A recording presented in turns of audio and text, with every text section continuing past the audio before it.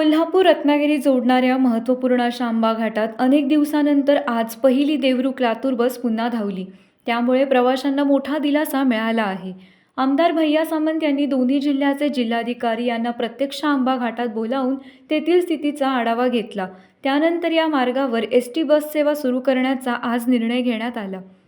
आज सकाळी देवरुख लातूर बस आंबा घाटातून रवाना झाली। बस वाहतूक पुन्हा सुरू झाल्याने प्रवासी आणि व्यापारी वर्गातून समाधान व्यक्त केले जात आहे।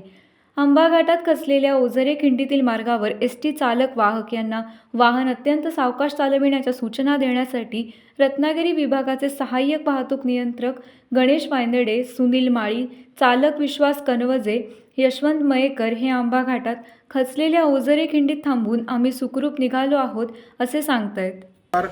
मी अमित केतकर, भारतीय जनता पार्टीचा माजी जिल्हा सरचिटणीस आणि सध्या जिल्हा नियोजन समितीचा विशेष निमंत्रित सदस्य। गेले 20 दिवस आंबा घाट बंद होता। अवजड वाहनं पूर्ण बंद झाली होती, एसटी वाहतूक बंद झाली होती।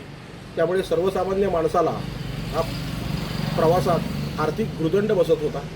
मात्र काल आमच्या या मतदारसंघाचे सन्माननीय आमदार श्री किरण भैया सामंत आणि रत्नागिरी जिल्ह्याचे कलेक्टर यांनी आंबा घाटाची पाहणी केली आणि त्यानंतर हा आंबा घाट सकाळी 6 वाजल्यापासून संध्याकाळी 6 वाजेपर्यंत सर्व प्रकारच्या वाहनांकरता खुला करण्यात आला असा निर्णय काल झाला। आणि त्या निर्णयाप्रत आज सकाळपासून एसटीची रत्नागिरी ते कोल्हापूर मार्गावरची आंबा घाट मार्गे वाहतूक सुरू झाली आहे। त्यामुळे सर्वसामान्य प्रवाशांना खूप मोठा दिलासा मिळाला आहे। या भागामध्ये व्यापार करणाऱ्या सर्व व्यापाऱ्यांना देखील हा दिलासा मिळालेला आहे, कारण त्यांचा कोल्हापूरून येणारा माल जो खूप लांबनं येत होता आता तो नेहमीच्या मार्गाने येईल। त्यामुळे भाडे बाकी सगळ्या गोष्टी त्या आटोक्यात येतील।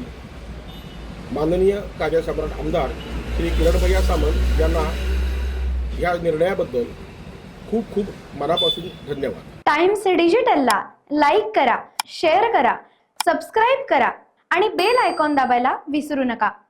Times digital.